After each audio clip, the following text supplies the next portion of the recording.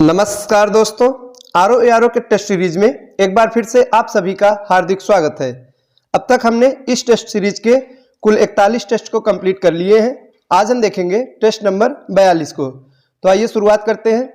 आज का हमारा पहला प्रश्न है कि बुद्ध की मृत्यु के पश्चात प्रथम बौद्ध समिति की अध्यक्षता की गई तो किसके द्वारा की गई? ऑप्शन ए है महाकश्यप द्वारा, बी धर्मसेन द्वारा, सी अजातशत्रु द्वारा, डी है नागसेन द्वारा।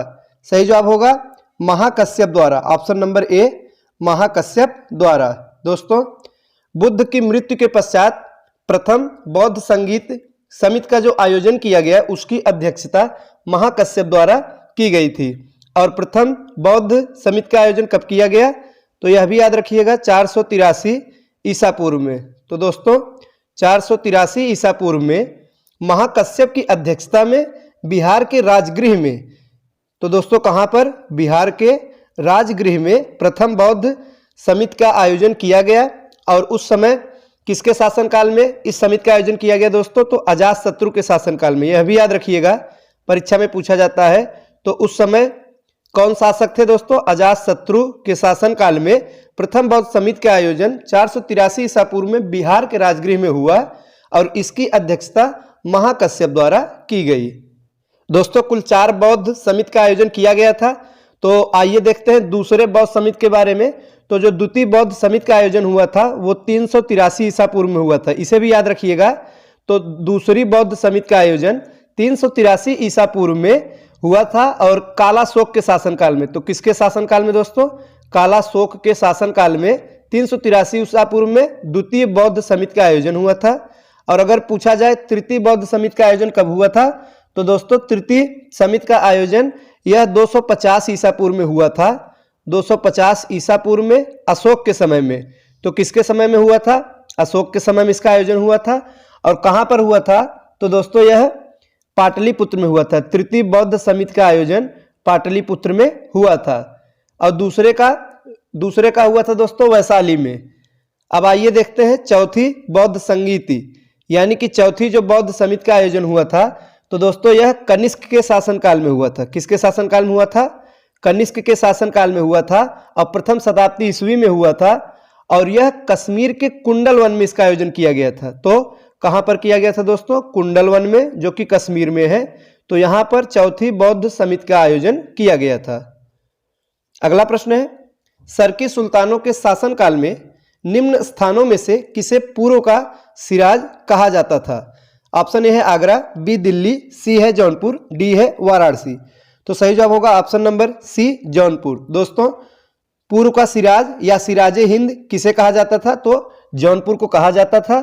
और जौनपुर फिरोज शाह तुगलक द्वारा अपने भाई जूना खां की याद में जौनपुर नगर की स्थापना की गई थी। तो जौनपुर नगर की स्थापना दोस्तों किसने किया था? फिरोज शाह तुगलक ने। तो यह याद रखिएगा, फिरोज शाह ने और अपने भाई जूना खां की याद में जौनपुर शहर की स्थापना की थी। तो जूना खां की याद में इसकी स्थापना उसने की थी। और जौनपुर यह उत्तर प्रदेश में स्थित एक जिला है और यह गोमती नदी के किनारे स्थित है। यह भी याद रखिएगा, जौनपुर किस नदी के किनारे है? तो दोस्तों गोमती नदी के किनारे है और इसे पूर्व का सिराज या सिराजे हिंद कहा जाता है। अगला प्रश्न है, अपनी मदुरा विजय कृति में अपने पति के विजय अभियानों का वर्णन करने वाली कवयित्री थी। तो दोस्तों वह कौन सी कवयित्री थी जो अपनी कृति मदुरा विजय में अपने पति के विजय के अभियानों का वर्णन की थी? तो इसका सही जवाब होगा गंगा देवी ने, option number B Ganga Devi. दोस्तों मदुरा विजय यह गंगा देवी की रचना है जिसमें उसने अपने पति बुक्का प्रथम के विजय अभियानों का वर्णन की है। तो उसके पति कौन थे दोस्तों? बुक्का प्रथम के विजय अभियानों का वर्णन किया है।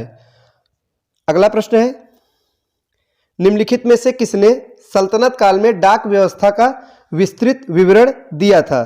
तो दोस्तों सल्तनत काल में डाक व्यवस्था का विस्तृत विवरण किसने दिया था? तो इब्न बतूता ने दिया था, जो कि एक यात्री था। उसने अपने पुस्तक में सल्तनत काल में डाक व्यवस्था का विस्तृत विवरण दिया है। तो सही जवाब होगा option number B Ibn Battuta. अगला प्रश्न है, निम्न में से किस बादशाह के अंतर्गत मुगल सेना में सर्वाधिक हिंदू सेनापति थे? Option A Humayun, B Akbar, C Jahangir या डी औरंगजेब। तो दोस्तों औरंगजेब के शासनकाल में मुगल सेना में सर्वाधिक हिंदू सेनापति थे। नेक्स्ट है, सर्वप्रथम लोक निर्माण विभाग की स्थापना की थी? तो किसने किया था दोस्तों? फिरोज शाह तुगलक ने। सही जवाब इसका होगा option number D, Firoz Shah Tughlaq ने। तो फिरोज शाह तुगलक ने सबसे पहली बार सार्वजनिक निर्माण विभाग की स्थापना की थी और फिरोज शाह तुगलक ने ही दिल्ली में फिरोज शाह कोटला, फिरोजाबाद और फिरोजपुर आदि महत्वपूर्ण नगरों की स्थापना की थी। अगला प्रश्न है, भारत में अंग्रेजों के समय में प्रथम जनगणना हुई? तो किसके समय में प्रथम जनगणना हुई थी? तो इसका सही जवाब होगा option number C, Lord Mayo के कार्यकाल में। दोस्तों पहली बार जब जनगणना हुई थी तो लॉर्ड मेयो के शासनकाल में हुई थी और लॉर्ड मेयो का शासनकाल 1869 से 1872 तक है। तो दोस्तों इसी के समय में पहली बार जनगणना कराई गई थी, 1872 में कराई गई थी। और पहली बार नियमित जनगणना कब कराई गई थी, यह भी परीक्षा में पूछा जाता है। तो अगर नियमित जनगणना पूछा जाएगा दोस्तों तो लॉर्ड रिपन के शासनकाल में पहली बार नियमित जनगणना कराई गई थी। 1880 से 84 इसका शासनकाल है। तो रिपन के शासनकाल में नियमित जनगणना कराई गई थी और पहली बार जनगणना यह लॉर्ड मेयो के शासनकाल में कराई गई थी। और मेयो से संबंधित एक प्रश्न परीक्षा में पूछा जाता है, याद रखिएगा कि मेयो प्रथम भारतीय गवर्नर जनरल था जिसकी हत्या उसके ऑफिस में की गई थी। तो दोस्तों इसकी हत्या इसी के ऑफिस में की गई थी। अगला प्रश्न है, फारसी साप्ताहिक मिरातुल अखबार को प्रकाशित करते थे? तो दोस्तों मिरातुल अखबार को कौन प्रकाशित करते थे? तो इसका सही जवाब होगा ऑप्शन नंबर बी, राजा राम मोहन राय। दोस्तों राजा राम मोहन राय को भारत में पत्रकारिता का अग्रदूत भी माना जाता है और उन्होंने समाचार पत्रों की स्वतंत्रता का बहुत समर्थन भी किया था। और मिरातुल अखबार जो कि फारसी साप्ताहिक अखबार था, इसको राजा राम मोहन राय प्रकाशित करते थे। अगला प्रश्न है, निम्नलिखित में सबसे बाद में क्या हुआ? तो आइए देखते हैं। सबसे पहले दिया गया हड़प नीति। तो दोस्तों यह 1848 से 56 के बीच हुआ था, 1848 से 56 के बीच में। दूसरा है अस्थाई बंदोबस्त, 1793 में लाया गया, 1793 में है। और आगे है बंगाल का विभाजन, यह 1905 में लॉर्ड कर्जन के द्वारा किया गया था।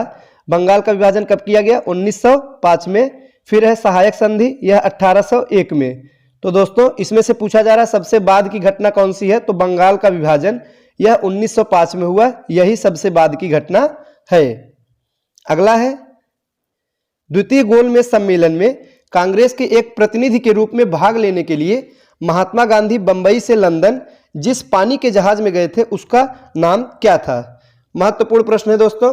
गोलमेज सम्मेलन से संबंधित प्रश्न पूछा गया है कि दूसरे गोलमेज सम्मेलन में कांग्रेस की ओर से जब महात्मा गांधी भाग लेने लंदन गए थे तो वे पानी के जहाज से, जिस पानी के जहाज से गए थे उसका नाम क्या था? तो सही जवाब होगा SS राजपूताना। उस पानी के जहाज का नाम था दोस्तों SS राजपूताना। और गोलमेज सम्मेलन के बारे में आइए कुछ महत्वपूर्ण जानकारी देख लेते हैं। पहला गोलमेज सम्मेलन 1930 में हुआ था दोस्तों। दूसरा गोलमेज सम्मेलन 1931 में हुआ था और तीसरा गोलमेज सम्मेलन हुआ था 1932 में। तीनों याद रखिएगा, क्रम से है 1930, 31, 32। और गांधी जी मात्र एक गोलमेज सम्मेलन में भाग लिए थे, वो था द्वितीय गोलमेज सम्मेलन जो कि 1931 में हुआ था। और इस गोलमेज सम्मेलन में वे SS राजपूताना नामक पानी के जहाज से लंदन गए थे। और दोस्तों यह पूछा जाता है कि वे एकमात्र भारतीय कौन थे जो तीनों गोलमेज सम्मेलन में भाग लिए थे? तो डॉक्टर भीमराव अंबेडकर थे। दोस्तों डॉक्टर भीमराव अंबेडकर एकमात्र ऐसे भारतीय थे जो कि तीनों गोलमेज सम्मेलन में भाग लेने लंदन गए थे। अगला प्रश्न है, निम्न में से गुलामगिरी का लेखक कौन था? सही जवाब होगा option number B, Jyotiba Phule. दोस्तों ज्योतिबा फूले ने गुलामगिरी नामक पुस्तक की रचना की थी। तो गुलामगिरी नामक पुस्तक की रचना ज्योतिबा फूले। आगे है, भारतीय राष्ट्रीय आंदोलन पर इंडियन स्ट्रगल नामक पुस्तक लिखी गई थी। महत्वपूर्ण प्रश्न है, बार बार पूछा गया है। तो दोस्तों इंडियन स्ट्रगल नामक पुस्तक यह किसके द्वारा लिखी गई है? सही जवाब होगा option number A, Subhash Chandra Bose द्वारा। इंडियन स्ट्रगल नामक पुस्तक सुभाष चंद्र बोस द्वारा लिखी गई है। और इनकी उपाधि नेताजी भी है, याद रखिएगा दोस्तों, नेताजी सुभाष चंद्र बोस द्वारा इंडियन स्ट्रगल नामक पुस्तक लिखा गया है।